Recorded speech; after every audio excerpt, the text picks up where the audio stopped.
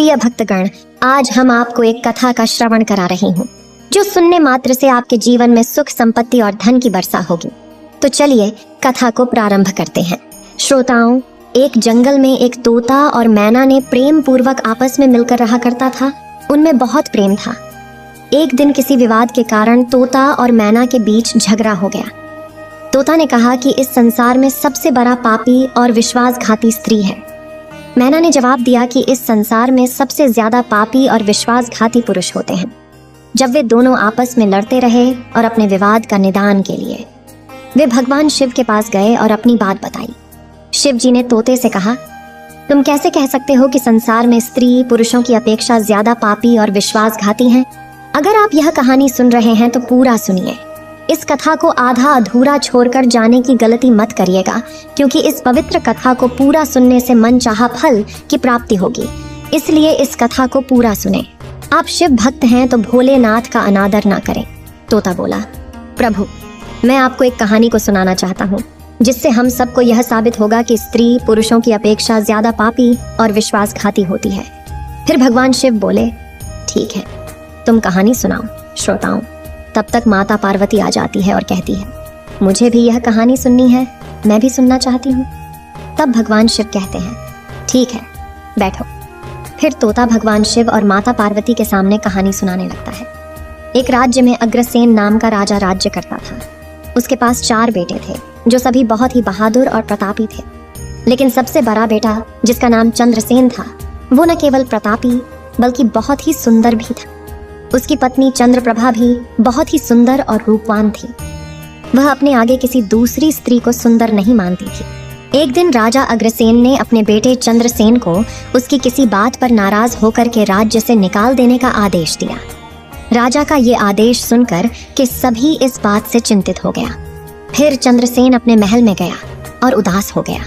उधर चंद्रसेन को उदास देखकर उसकी पत्नी ने पूछा, प्राणनाथ, आप उदास क्यों हैं? आप इतना मुरझाया हुआ क्यों हैं? राजकुमार होकर भी आप इस तरह चिंतित क्यों हैं? तब चंद्रसेन सोचने लगा कि मैंने बहुत बुरा किया है और अपनी सारी बात अपनी पत्नी को बता दी। उसी समय उसकी पत्नी मूर्छित हो जाती है। फिर दासियों ने चंद्रप्रभा पर गुलाब का पानी का छिड़काव किया। तब जाकर वो होश में आ गई। अब होश में आकर चंद्रप्रभा ने अपने पति राजकुमार चंद्रसेन से कहा, आप मुझे दासी पर छोड़कर परदेश चले जाएंगे तो मैं आपके बिना कैसे जी पाऊंगी? मैं भी आपके साथ ही चलूंगी। तब राजकुमार चंद्रसेन कहता है, तुम मेरे साथ कैसे चल सकती हो? क्योंकि दूसरे राज्य में अनेक प्रकार के संकट होते हैं और तुम नर्म नाजुक महलों में रहने वाली, महलों के बिना यह कष्ट कैसे बर्दाश्त कर पाओगी? फिर तो राजकुमार चंद्रसेन की बात को सुनकर रानी चंद्रप्रभा कहती है, प्रीतम, जितने भी दुख दूसरे राज्य में आएंगे वो सब हमारे साथ होते हुए सूखी से भी अधिक सुखमय लगेंगे। महल के सुख बिना आपके जंगल के दुखों से भी अधिक डरावने लगेंगे। इसलिए मैं भी आपके साथ चलूंगी। अब तोता कहता है, प्रभु, रानी चंद्रप्रभा की आंखों में आंसू देखकर चंद्रसेन ने मन में सोचा कि वह मेरे बिना नहीं रह सकती, इसलिए मुझे इसको तड़पते हुए छोड़कर चलना सही नहीं होगा। इन सभी बातों को सोचते हुए राजकुमार चंद्रसेन अपनी पत्नी चंद्रप्रभा से कहते हैं, तुम उदास नहीं होना, हम तुम्हें साथ लेकर जाएंगे। इस बात से चंद्रप्रभा खुश हो जाती है और अपने पति के साथ जाने की तैयारी करने लगती है। अगली सुबह वे राज्य से बाहर निकलकर एक जंगल में पहुंचते हैं। चलते चलते थक जाते हैं और फिर उन्होंने एक बरगद के वृक्ष के नीचे विश्राम करने का निर्णय लेते हैं। वे बहुत थके हुए थे। ठंडी हवा के झोंकों ने उन्हें नींद तुरंत आ गई। परंतु कुछ देर बाद वहीं पर एक सांप ने रानी को काट लिया। फिर तोता कहता है, हे प्रभु, आगे सुने। सांप के डसते ही रानी तड़पने लगी और चंद्रसेन की आंख खुल गई तो रानी को तड़पता हुआ देखकर और सांप को जाता हुआ देखकर चंद्रसेन बेचैन हो गए। फिर कुछ देर बाद रानी की मृत्यु हो गई। इस प्रकार मृतक रानी को देखकर चंद्रसेन ऊंचे स्वर में रुदन विलाप करने लगे। उसका रोना धोना सुनकर जंगल के जीव जंतु उसे खाने के लिए वहां आ गए। फिर चंद्रसेन ने मन में सोचा, अब जीवन संगिनी ही मर गई है तो मैं अब जी कर क्या करूंगा और इसी जंगल में अपने प्राण त्याग दूं। ऐसा मन में सोचता है। फिर वो रानी की लाश के पास से उठ जाता है और जंगल से लकड़ियां इकट्ठी करने लगता है और रोकर कहता हूं कि मैं भी रानी की चिता में जलकर मर जाऊंगा। बस उस समय स्वर्ग से एक देवदूत आता है और मुझे रोते हुए देखकर उसके मन में दया आती है वह राजकुमार चंद्रसेन के पास जाता है और पूछता है, तुम क्यों रो रहे हो? आखिरकार तुम्हारा दुख क्या है? तो राजकुमार चंद्रसेन ने देवदूत से कहा, मेरे पास अपना दुख कहने की शक्ति नहीं है। मुझे चाहिए कि यह धरती फट जाए और मैं इसमें समा जाऊं। फिर देवदूत ने कहा, तुम मुझे अपना हाल बताओ, शायद मैं तुम्हारी मदद कर सकूं। फिर चंद्रसेन ने कहा, महाराज, मैं एक राजकुमार हूं और राजा अग्रसेन का बेटा। मेरे पिता ने मुझे राज्य छोड़ने के लिए कहा था, इसलिए मेरी पत्नी और मैं इस जंगल में चलते चलते यहाँ आ गए। यहाँ आकर मेरी पत्नी को सर्प ने काट लिया है और उसकी मृत्यु हो गई, और मैं लकड़ियाँ इकट्ठा कर रहा हूँ ताकि मैं अपनी पत्नी के साथ ही जलकर अपने आप को भी अग्नि के हवाले कर सकूं। तब तोता कहता है, हे प्रभु, आगे सुने। चंद्रसेन की बातों को सुनकर देवदूत कहते हैं, राजकुमार, तू बड़ा मूर्ख है। यह संसार है, यहाँ इंसानों का आना जाना लगा रहता है।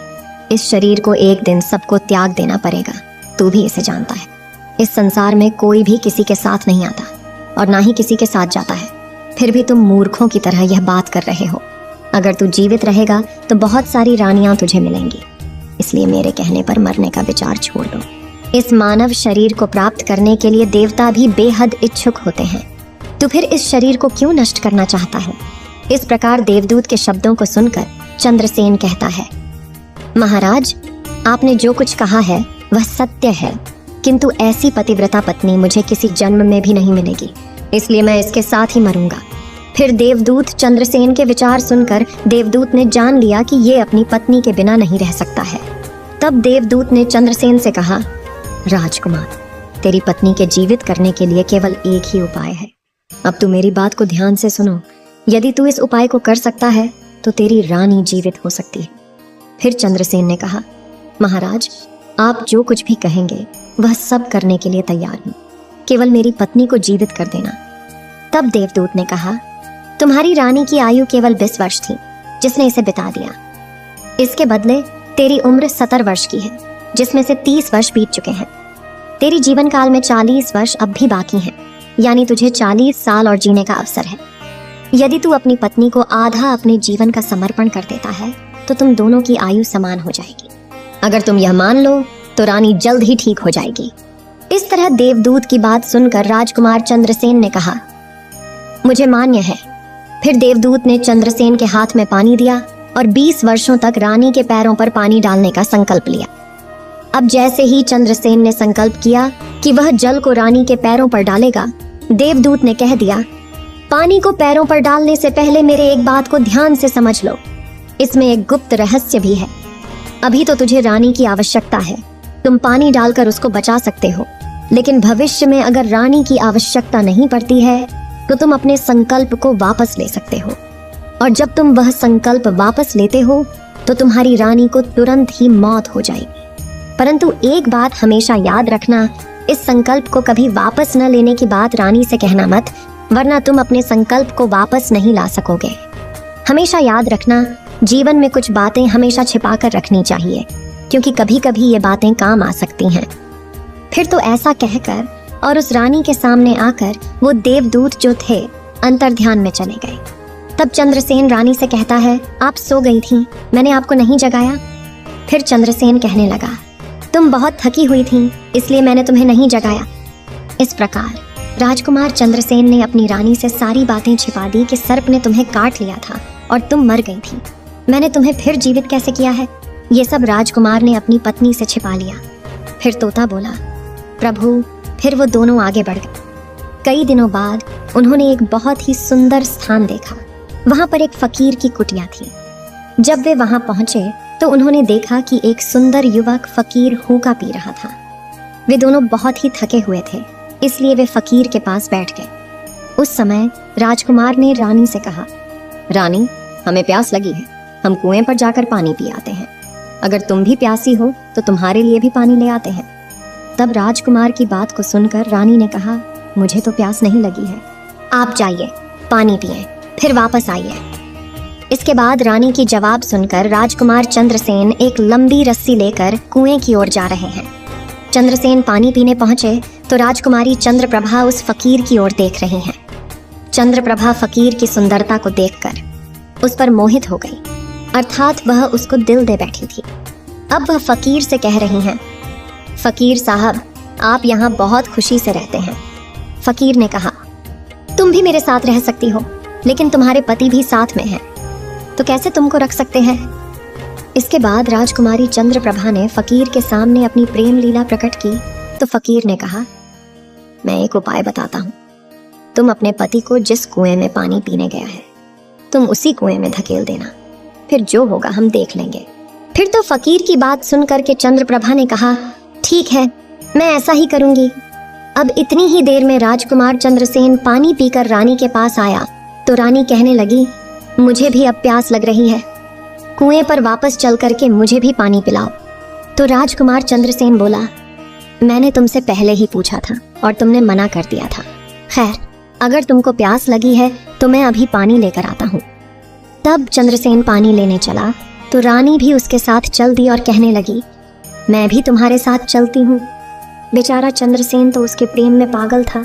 उसको क्या मालूम था कि ये मेरे प्राण लेने के लिए मेरे साथ आ रही है। श्रोताओं, वास्तव में विद्वान सच कहते हैं कि स्त्रियों के चरित्र को देवता भी नहीं जान सकते।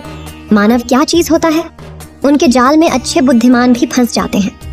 जब राजकुमार चंद्रसेन कुएं पर जाकर पानी भरने के लिए डोल भरता है तो रानी ने अपने पति यानी राजकुमार चंद्रसेन को धक्का देकर कुएं में गिरा देती है और खुद फकीर के पास चली जाती है। वह फकीर रानी को अपने साथ ले जाकर एक राज्य में बस जाता है। वहां दोनों खुशी से रहने लगते हैं। फकीर ने फिर रानी को ऐसा नाचना और गाना सिखाया कि वह नृत्यांगना के रूप में मशहूर हो गई। धीरे धीरे वह राजकुमारी पूरे नगर में प्रसिद्ध हो गई। इस तरह रानी के नृत्य और गीत के कारण वह फकीर के पास लाखों रुपए बन गई। रानी भी उस फकीर के साथ मस्ती में रहने लगी थी। जिस समय रानी ने अपने पति चंद्रसेन को कुएं में धकेल दिया था, तब संयोग से एक जंजीर जो कुएं में लटकी थी उसे पकड़ लिया था। चंद्रसेन ने उसको पकड़ा और कुएं में लटकता रहा। ईश्वर को याद करते हुए वो सोचने लगा, क्या यही मेरे प्यार की सजा है? और कुछ समय बाद बंजारों का एक काफिला वहां आया। काफिले में से एक बंजारा डोल लेकर कुएं का पानी भरने लगा। जब उसने पानी में डोल डाला तब चंद्रसेन ने उसका डोल हाथ से पकड़ लिया। बंजारा यह देखकर चौंक गया और पूछा, तुम कौन हो? राजकुमार चंद्रसेन ने कहा, भाई, मैं आफत का मारा हुआ हूँ, मुझे यहाँ से निकालो और मेरी जान बचाओ। मैं सारी जिंदगी आपके उपकार को नहीं भूलूंगा। और ऐसा कह करके राजकुमार बंजारे से प्रार्थना करने लगा। फिर तो राजकुमार चंद्रसेन के दुख को देखकर कि उस बंजारे को उस पर दया आ गई और उसने चंद्रसेन को कुएं से बाहर निकाल लिया और फिर पूछा, ये भाई, तुम कौन हो? तुम इस कुएं में कैसे गिरे? तुम मुझे अपना हाल बताओ। तब चंद्रसेन ने कहा, भाई, मैं अपना हाल आपसे कैसे कहूँ? जो मुश्किलें मेरे साथ हुई हैं, भगवान ना करे किसी के साथ ऐसा हो। फिर चंद्रसेन ने कहा, यदि तुम मुझसे जानना ही चाहते हो तो मैं आपको अपनी कहानी सुनाता। मैं एक राजकुमार हूँ। मेरे पिता ने मुझे राज्य से निकाल दिया था, इसलिए मैं अपनी प्रिय पत्नी के साथ एक जंगल में पहुंच गया। मेरी पत्नी और मैं एक दूसरे से बहुत प्यार करते थे। जंगल में एक सांप ने मेरी पत्नी को काट लिया, जिससे उसकी मृत्यु हो गई। मैं जब अपनी पत्नी के साथ मरने जा रहा था, तब एक देवदूत ने मुझ पर दया की और मेरी आयु के 20 वर्ष में मेरी पत्नी को देने के बाद उसे पुनः जीवित कर दिया। फिर हम उस जंगल से आगे बढ़े। कुछ दिनों बाद हम एक स्थान पर पहुंचे जहां एक फकीर का डेरा था। मुझे प्यास लगी, मैं पानी पीने गया। जब मैं वापस आया तो मेरी पत्नी ने मुझसे कहा कि उसको भी प्यास लगी है, मुझे भी पानी पिलाओ। और इसी तरह कहकर मेरी पत्नी मेरे साथ उस कुएं पर आ गई। मैं कुएं से पानी निकाल रहा था तो उसने मुझे पीछे से धक्का दिया। कुएं में लटकी हुई एक जंजीर मेरे हाथ में आ गई, जिससे मैं कुएं में गिरने से बच गया। और फिर जब आप आए तो मैंने आपको आवाज दी, जिसके बाद आपने मुझे कुएं से बाहर निकाला। अब तोता बोला, प्रभु, इस प्रकार राजकुमार चंद्रसेन ने दुखी मन से सारा हाल उस बंजारे से कह दिया और फिर अपनी व्यथा सुनाकर चंद्रसेन चुप हो गए। उधर बंजारा ने उसकी बात को सुना और रानी की करतूत सुनकर दुखी होकर कहा कि स्त्रियां का चरित्र भगवान भी नहीं समझ सकते, तो मनुष्य कैसे समझ सकता है? बोलकर ऐसे कहकर बंजारा ने चंद्रसेन को सिर पर हाथ फेरा और कहा, तुम चिंता मत करो, भगवान बड़े दयालु हैं, वह तुम्हारी सहायता करेंगे। फिर उसने और कहा, तुम चाहो तो हमारे साथ कुछ दिन रुक सकते हो। राजकुमार चंद्रसेन ने उन बंजारों के साथ रहने को सहमत हो गया। फिर उनकी सहायता से वह कुछ दिनों बाद उसी राज्य में पहुंचा जहां उसकी पत्नी चंद्रप्रभा और वह फकीर रह रहे थे। उस राज्य को देखकर वह बंजारे से कहा, भाई, मेरी इच्छा है कि तुम कुछ दिन इस राज्य में रहते हैं। तब बंजारे ने कहा, आप जैसे चाहें, मुझे कोई आपत्ति नहीं है।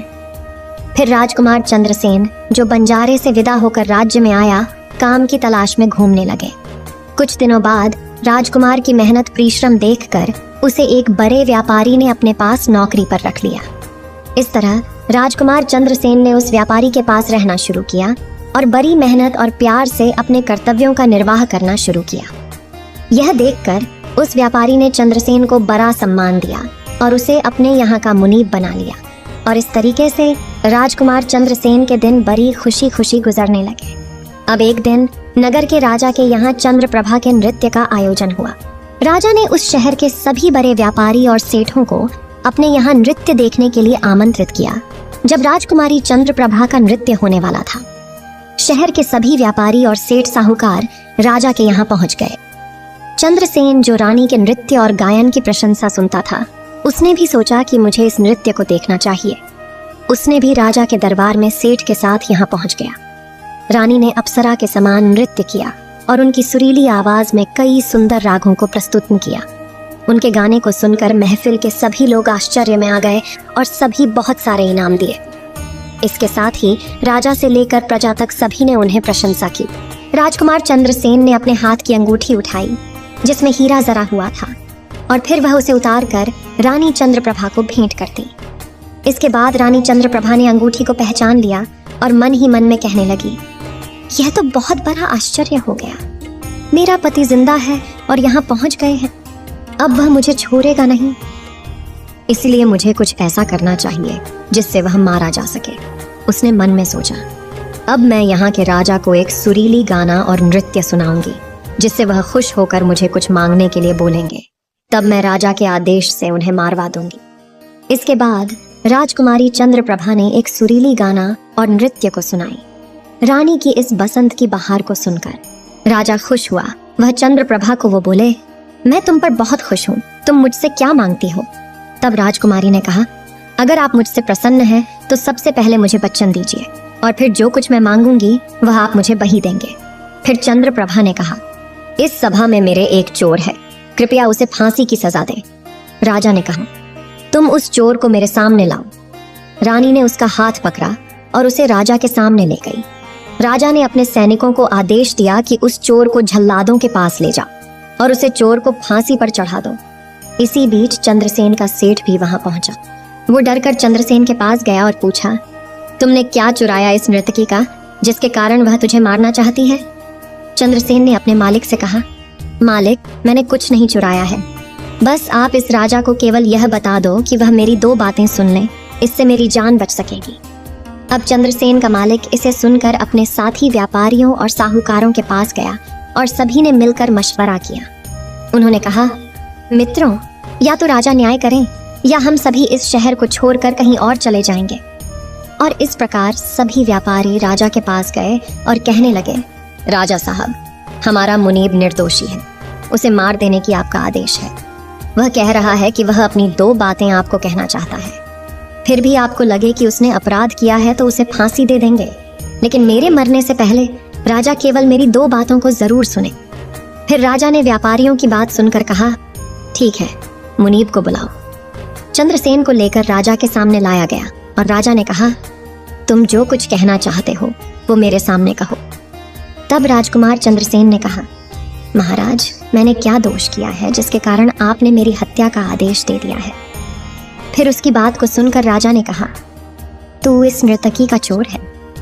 तो चंद्रसेन ने कहा, नहीं महाराज, मैं इस उल्टा स्त्री का पति हूँ जिसने कुएं में धकेल कर एक फकीर के साथ चली आई है। राजकुमारी चंद्रप्रभा ने समझ लिया कि बात बिगड़ रही है। तब राजा से कहती है, महाराज, मैं कुलटा हूँ, यह झूठ बोल रहा है। ये कौन है? मैं इसे जानता तक नहीं, ये तो मेरा चोर है, मैं सिर्फ इतना ही जानती हूँ। फिर राजकुमार चंद्रसेन ने कहा, महाराज, ठीक है, अगर यह मेरी पत्नी नहीं है तो वो सब कुछ जो मैंने रास्ते में छोड़ा था वह मेरी अमानत के रूप में वापस कर दे। फिर चंद्रसेन रानी की ओर देखे राजकुमार ने अपनी अमानत को लौटाने की बात की तो राजकुमारी चंद्रप्रभा ने इसे स्वीकार कर लिया। तब चंद्रसेन ने कहा, अच्छा, अब तुम अपने हाथों में पानी लो, हमारा न्याय इसी सभा में होगा। पानी लेकर वह जमीन पर रखा और कहा, वह वस्तु जो मेरे पास रास्ते में दी गई थी मैं अब वापस कर रहा हूँ। रानी ने भी पानी लिया और कहा, जो वस्तु इसने मुझे रास्ते में दी थी मैं अब वापस कर रही हूँ। जैसे ही वह अपने हाथों का पानी छोड़ा, रानी के प्राण छूट गए। यह दृश्य देखकर वहां के लोग हैरान रह गए। तो राजा ने यह देख चिंतित होकर चंद्रसेन से कहा, यह क्या हो गया, बताओ मुझे सच्चाई। तब राजकुमार चंद्रसेन ने अपनी कहानी शुरू की, अपने जीवन की सब घटनाओं को खुलकर बताते हुए उसके देश निकाले जाने से लेकर अब तक के सभी घटनाओं को सुनाया। राजा ने सब कुछ सुनकर चंद्रसेन को अपने गले लगा लिया और अपनी बेटी की शादी चंद्रसेन के साथ कर दी। तोता ने कहा, प्रभु, मैंने इस कहानी को सुना है। मैं भी स्त्रियों से घृणा करता हूँ और मैं यह कह सकता हूँ कि इस संसार में स्त्रियां पुरुषों से अधिक पापी और विश्वासघाती होती हैं। अब श्रोताओं, एक बार तोते ने भगवान शिव और पार्वती को एक कहानी से यह बताया कि स्त्री पुरुषों की तुलना में अधिक पापी और विश्वासघाती होती है। तो सभी ने इसे सुनकर हैरानी में डाल दिया। पार्वती ने कहा, प्रभु, मुझे लगता है कि तोते सच कह रहा है। स्त्री तो सभी में से केवल एक दो ही बिना नैतिक मूल्यों और ईमानदारी के हो सकती है, परंतु पुरुषों में भी ऐसे कुछ हैं जो पापी और विश्वासघाती हो सकते हैं। फिर भगवान शिव ने पूछा, ठीक है, तो मैना तुम कैसे सिद्ध करोगी यह बात? मैं भी एक कहानी सुनाती हूँ जिससे स्पष्ट होगा कि स्त्री की तुलना में पुरुष अधिक पापी और विश्वासघाती होते हैं। फिर माता पार्वती कहना शुरू किया, प्रभु, एक गांव में एक परिवार रहता था जो बहुत ही धनवान था और उस धनवान यानी सेठ का बेटा एक अद्भुत प्रकार का व्यक्ति था। सेठ का बेटा इतना जुआरी था कि सेठ उसके बारे में सोचते सोचते परेशान रहता था। एक दिन उनका बेटा जुआ खेल रहा था। उसी दिन उसके पिता का निधन हो गया। फिर भी वह जुआ खेलना बंद नहीं किया, लेकिन पिता की मृत्यु के बाद वह खुल के जुआ खेलने लगा और सब कुछ हार गया। फिर वह अपने गांव से दूर चला गया और एक सेठ के घर पहुंचा और सेठ से बोला, मुझे बहुत तेज प्यास लगी है, मुझे एक ग्लास पानी मिलेगा? तो सेठ ने उस युवा से पूछा कि तुम कौन हो, क्या करते हो और कहां से आए हो? जिसके उत्तर में उस युवा ने कहा, मैं एक व्यापारी हूँ और यहाँ से जा रहा था तो सोचा कि पानी पीकर चला जाऊं।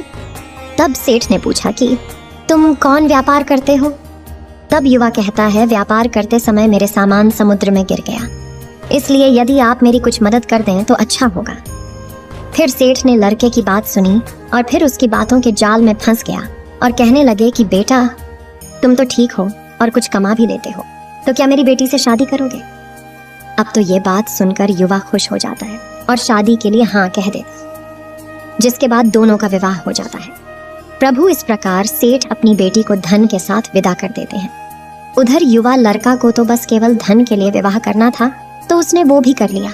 अब विवाह के बाद जब युवा सेठ की लड़की को साथ लेकर जा रहे थे तो एक जंगल आ गया। वहां पर युवा लड़का अपनी पत्नी से बोला, देखो, हम अभी जंगल में हैं, यहाँ कोई चोर हमारे गहनों को चुरा सकता है, इसलिए आप अपने सभी गहनों को मुझे दे दें ताकि हम सुरक्षित रह सकें। युवा की पत्नी ने अपने पति पर भरोसा किया और अपने सभी गहनों को उन्हें सौंप दिया। और क्यों न करें, क्योंकि वह उनके पति थे। उसके बाद युवा ने अपनी पत्नी के गहनों को एक पारदर्शी बंधने में बांध लिया और फिर वे जंगल में आराम से ठहरे। इस दौरान युवा के मन में लालच उत्पन्न हुआ और उनकी पत्नी के साथ जाने वाली एक दासी थी जिसे सेठ ने अपनी लड़की के साथ भेजा था। युवा ने फिर उस दासी को मार डाला। फिर उसने अपनी पत्नी को एक कुएं में गिरा दिया और मन में यह विचार किया कि मैं इसके साथ में सिर्फ पैसों के लिए शादी की थी, मेरे पास पैसे मिल गए और उसने सोचा कि वह पानी में डूबकर मर जाएगी। इस तरह सोचकर वह युवा वहां से चला गया, लेकिन उसकी पत्नी नहीं मरी और वह कुएं से बाहर निकलने के लिए आवाज देती रही। कुएं के पास से एक आदमी गुजर रहा था और जब उसने किसी महिला की आवाज सुनी तो वह उस महिला को कुएं से बाहर निकाल लिया। फिर कुएं से बाहर निकलने के बाद महिला ने अपनी सारी जानकारी उस व्यक्ति को दी और उस व्यक्ति ने महिला को उसके पिता के घर पहुंचा दिया। अब जब महिला पिता के घर पहुंची तो उसके पिता ने पूछा, तुम्हारे साथ क्या हुआ? महिला ने कहा, पिताजी, जंगल में कुछ चोरों ने हम पर हमला किया था और दासी को मार दिया, मुझे कुएं में धकेल दिया और पति के बारे में कुछ पता नहीं है। बेटी की बातें सुनकर सेठ जी ने कहा, कोई बात नहीं, भगवान सब ठीक करेंगे। अब मैं यह कहती हूँ कि प्रभु, इस दुनिया में स्त्री और पुरुष दोनों ही विश्वासघाती और पापी हो सकते हैं। अब आपके हाथ में न्याय का फैसला है। मैंने भी आपको एक कहानी सुनाई है और तोते ने भी एक कहानी सुनाई है। अब आप ही न्याय करें। उसने अपनी पत्नी को मारा और सारा सामान लेकर के चला गया। अब तोता और मैना की कहानी सुनकर भगवान शिव बोले, ठीक है तोता और मैना, मैंने तुम्हारी कहानी को ध्यान से सुना है। अब मैं तुम्हारा न्याय करता हूँ। सच में इस संसार में स्त्री और पुरुष के बीच ज्यादा पापी या विश्वासघाती कौन होता है, ये मेरे लिए स्पष्ट है। शिव जवाब देते हैं, बिना किसी शंका के, ये सत्य है कि इंसान की सोच उसके इस स्तर से नीचे जा सकती है और वहीं पापी और विश्वासघाती होता है। चाहे वह स्त्री हो या पुरुष, इंसान को किसी भी प्रकार के पाप करने से पहले यह सोचना चाहिए कि क्या वह सही है या नहीं। पापी और विश्वासघाती होने की कोई जाति नहीं होती, वह इंसान की सोच और कृतियों का परिणाम होता है। श्रोताओं, वास्तव में इंसान की सोच उसके स्तर से नीचे जा सकती है और यही पापी और विश्वासघाती बना देता है। इस वीडियो को बोलते समय कोई त्रुटि हो तो मैं क्षमा चाहती हूँ। उम्मीद है आप सभी को ये वीडियो अच्छी लगी होगी। अगर आप शिव के सच्चे भक्त हैं तो चैनल को सब्सक्राइब और वीडियो को लाइक करके कमेंट में हर हर महादेव लिख दीजिए।